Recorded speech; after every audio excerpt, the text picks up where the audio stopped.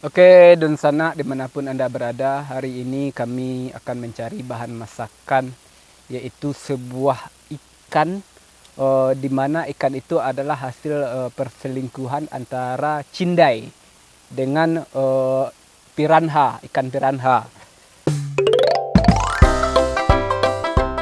Cindai itu adalah sebuah dongeng atau sebuah mitos dedemit dari Minangkabau. Nah, itu akan kita cari. Katanya kami mendapatkan kabar dari seorang kakek bahwa eh, ikan atau hasil perselingkuhannya itu di sini.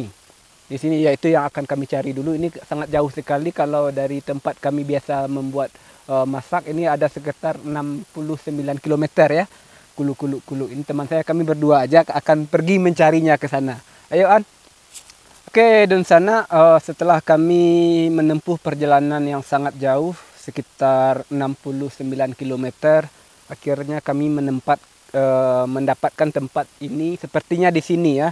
Tapi terlebih dulu saya akan melihati, kalau bahasa Minangnya menerawang dengan ilmu supranatural yang pernah saya pelajari.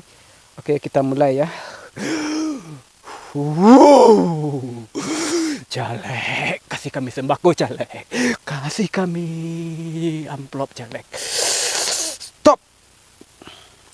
Ya, ya memang betul. Di sini ya, tempatnya di sini. Nggak jauh sepertinya dari sini. Oke, kita. Oke, di sini. Oke, di sini. Wah, di sini nih. Nah, ini betul sekali. Akhirnya kami mendapatkan sebuah makhluk hasil perselingkuhan ikan piranha dengan cindai. Nah, ini hasil perselingkuhan, jadi anaknya kurang ini ya, kurang apa ya, fisiknya kurang bagus. Nah, ini yang akan kita masak hari ini ya. Ini sepertinya enak sekali ini ya. Ya, kasihan juga ya, anak hasil perselingkuhan akan kami masak, tapi ini enak ya. Baunya juga sangat lezat. Oke, kita masak lagi ini. Oke. Oke, dan sana sebelum kami memulai memasak ikan hasil perselingkuhan cindai dengan ikan piranha tadi, izinkan teman saya ini akan membacakan sebuah puisi.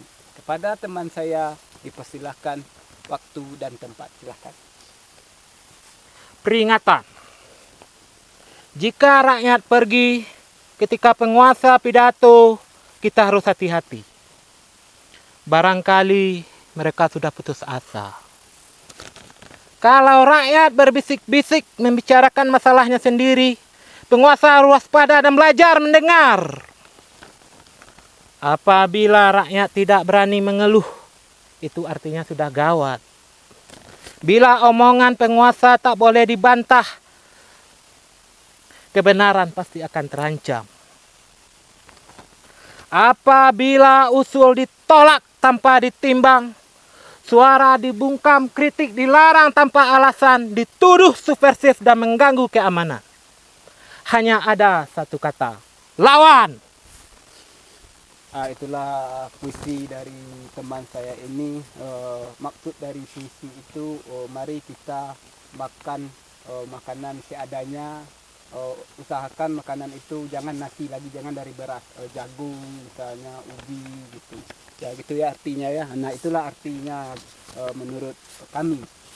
Sekian, udah ya, kami masak lagi ya, jangan makan beras lagi ya, nasi ya, jagung ganti jagung ya.